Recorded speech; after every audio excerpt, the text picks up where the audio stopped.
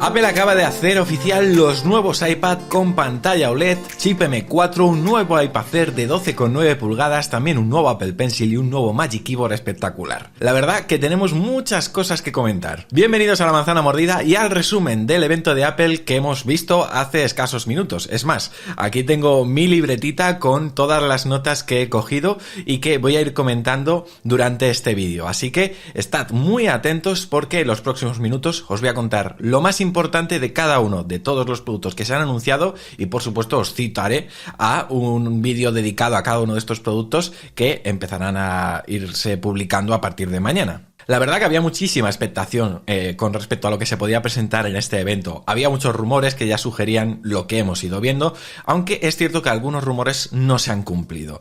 Así que, si os parece, vamos a empezar en el mismo orden en el que Apple ha ido haciendo todos sus anuncios. Y eso nos lleva directamente al iPad Air. Y bueno, el iPad Air en realidad tiene pocas novedades, podríamos decir, pero las pocas que tiene son reseñables.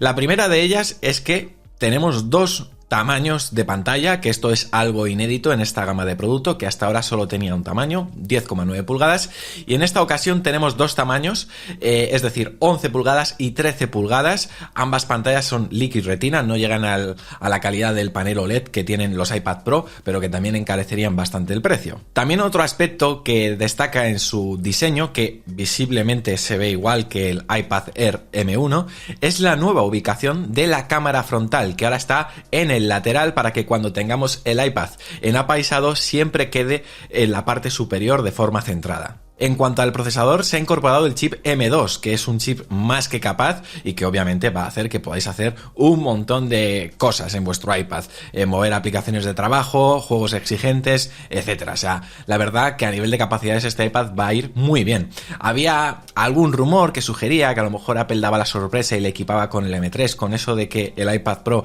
iba a equipar el chip M4 y se iba a saltar el M3, pero bueno, al final no.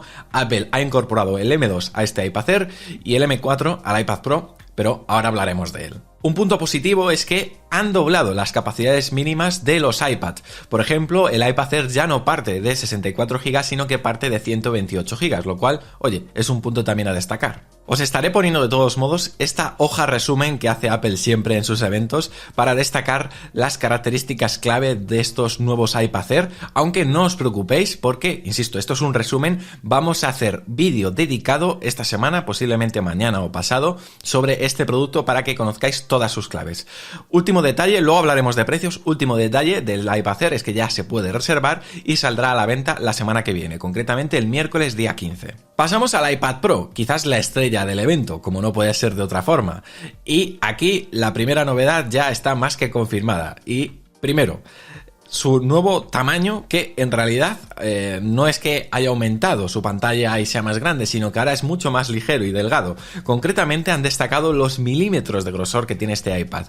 5,3 milímetros de grosor el modelo de 11 pulgadas y 5,1 milímetros el modelo de 13 pulgadas. Fijaos, si ya era difícil hacer los iPad más delgados, pues bueno, estos nuevos iPad Pro lo son aún más. Habrá quien celebre esto, a mí particularmente me da un poco igual, es verdad que luce espectacular y va a hacer que transportarlo pues sea más cómodo, porque obviamente al ser también más finos también son algo más ligeros, pero es cierto que si eso implica un sacrificio de batería, pues casi prefiero que sean un poquito más gruesos y las baterías sean más grandes. Habrá que ver si la autonomía la compensan con los paneles OLED, porque sí, esta es también la gran novedad de estos iPad Pro, y es que ambos equipan una pantalla OLED con tecnología punta, realmente. Han estado explicando algunas de las tecnologías que incorpora y cómo se va a ver esta nueva pantalla, que la verdad os estaré poniendo ahora un resumen de las especificaciones de la pantalla.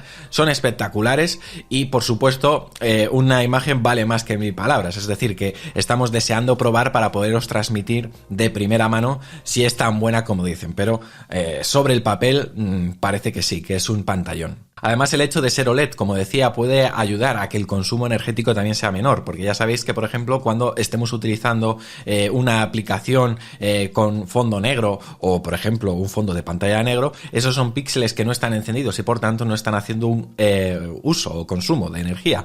Así que esto también es importante destacar y veremos si luego afecta también a la diferencia de autonomía con respecto a iPads anteriores, porque la autonomía no ha sido nunca un fuerte del iPad. A nivel de diseño, realmente no cambian mucho más que eso, es decir, la parte trasera sigue luciendo igual. Es verdad que hay un leve rediseño en el módulo de cámaras, os estaré poniendo ahora mismo la imagen para que lo veáis, con un escáner LiDAR mucho más pronunciado que en versiones anteriores, pero no hay más cambios que eso, es decir, no vemos por ningún lado compatibilidad con accesorios MagSafe como se especulaba, ni nada por el estilo. Tampoco se ha cambiado el logo de la manzana, que decían que a lo mejor cambiaba de posición y en vez de estar alineado de forma horizontal lo iban a alinear de forma vertical, nada de eso. Vamos a hablar ahora del procesador, del chip M4, que obviamente da un salto considerable con respecto al M2.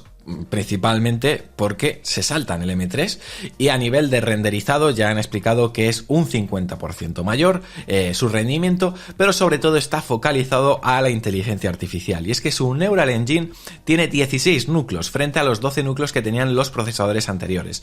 Un claro guiño a todo lo que está por venir, que todavía no pueden anunciar. No olvidemos que el 10 de junio se celebra la conferencia de desarrolladores, donde presentarán las nuevas versiones de los sistemas operativos, entre ellos iPadOS 18, y se espera que este iPad Pro esté bastante beneficiado en cuanto a funcionalidades de inteligencia artificial, precisamente gracias a esta configuración del Neural Engine, que es mucho más potente. Ahora bien, lo que pasa con el iPad es que siempre se habla de que el procesador es muy capaz, pero ¿qué pasa con las aplicaciones, no? Las aplicaciones son las que al fin y al cabo tienen que aprovechar todo ese rendimiento que muchas veces se desaprovecha. Bueno, por eso Apple ha actualizado dos aplicaciones profesionales, Logic Pro y Final Cut.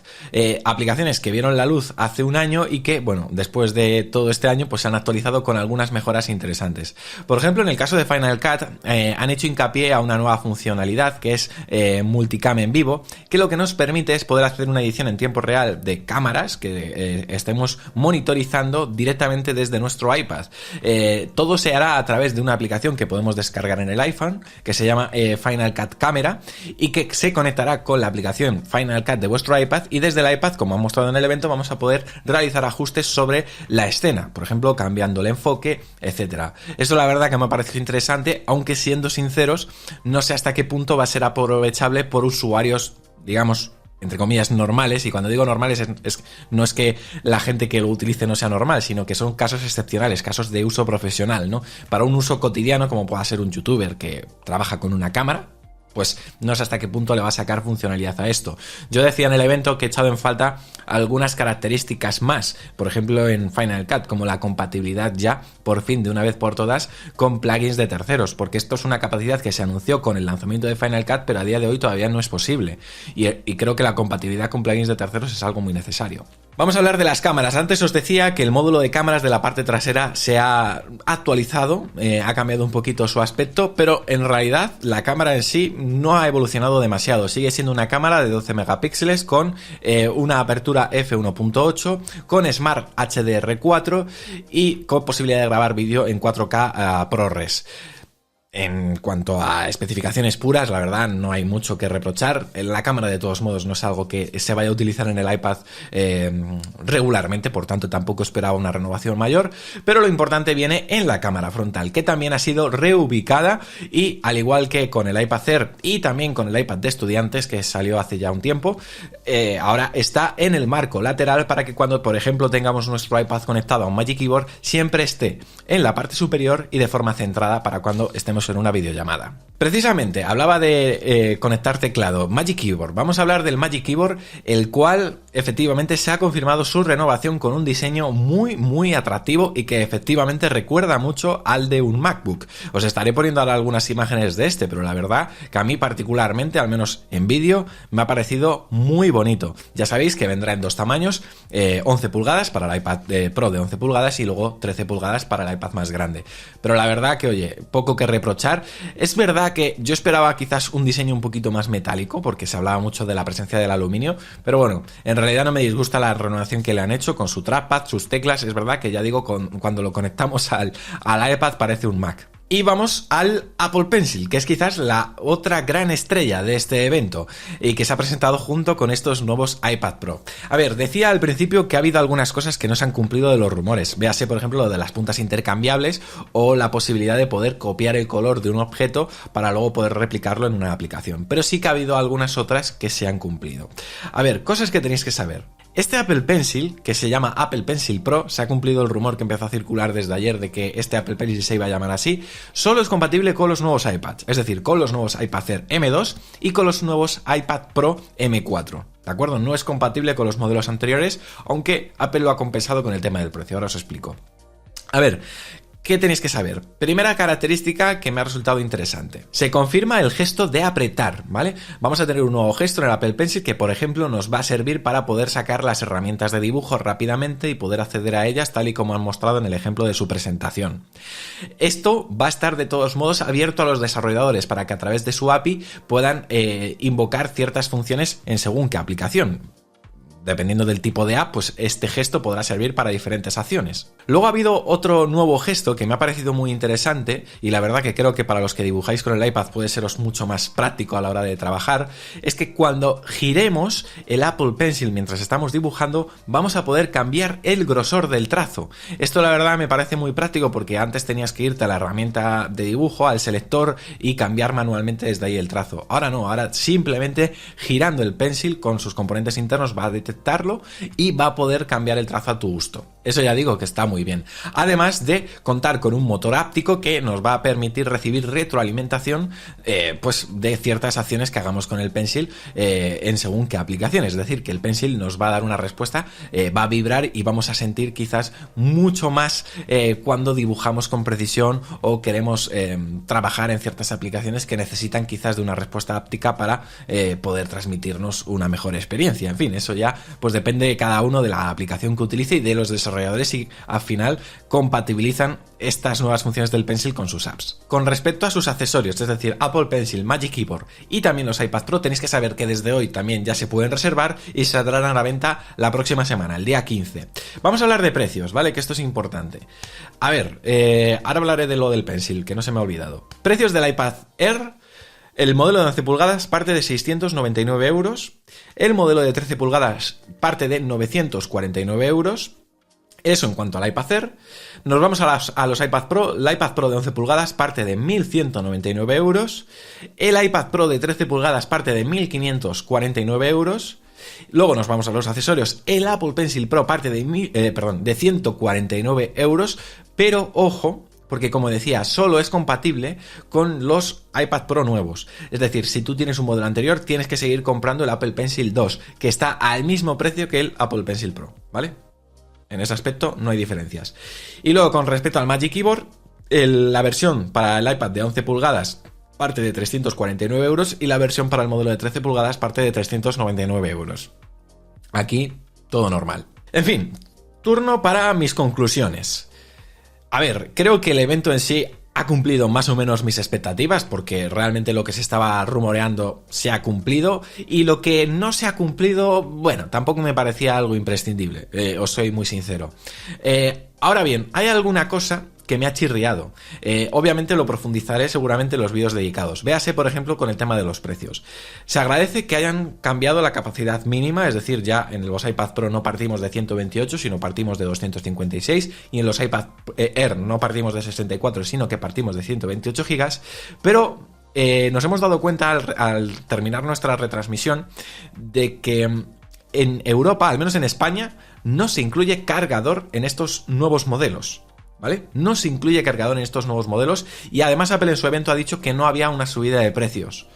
No conozco ahora mismo cómo estaba el precio exacto en dólares antes de este evento, pero al menos en España yo he hecho el siguiente ejercicio. Me he ido a Katwin, me he cogido el iPad Pro M2 128 GB, que era la versión básica que había antes, y efectivamente sí que ha habido una subida de precios del modelo base de 100 euros. Puedes decir, vale, bueno, es que también eran 128 gigas, vale, pero que no te vendan que no han subido los precios. Ahora, digamos que lo han equilibrado porque es cierto que si nos ponemos tiquismiquis, por ejemplo, el iPad Pro con M2 de 256 gigas era 20 euros o 30 euros, creo que 20 euros más caro que el iPad Pro básico con 256 GB con M4. Vale, en ese aspecto está compensado, pero te han quitado el cargador.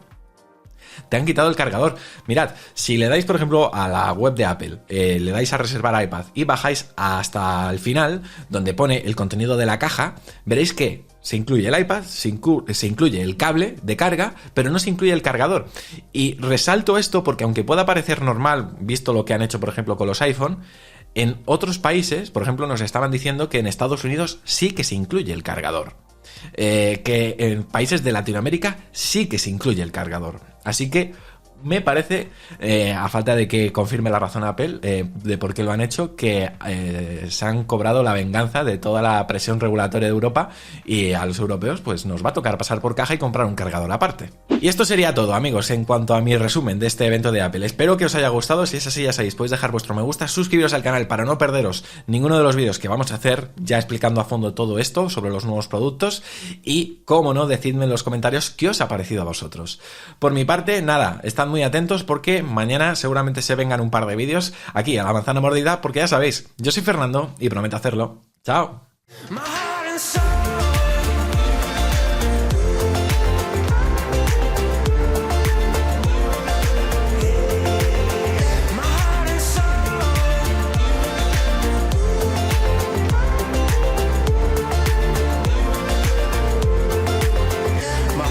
So